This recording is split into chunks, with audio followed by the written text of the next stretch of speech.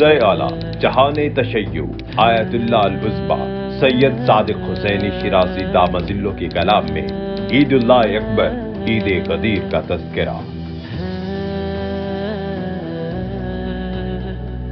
دنیا کو چاہیے کہ حضرت امیر المؤمنین علی بن ابی طالب علیہ السلام کی وسیع حکومت جو کہ غدیر سے حاصل کردہ حکومت تھی دوبارہ ملاحظہ فرمائیں تاکہ ان کو معلوم ہو جائے کہ حضرت علیہ السلام کی حکومت میں کسی ایک شخص کو سیاست کی بنیاد پر نہ پھانسی دی اور نہ ہی قید میں ڈالا گیا۔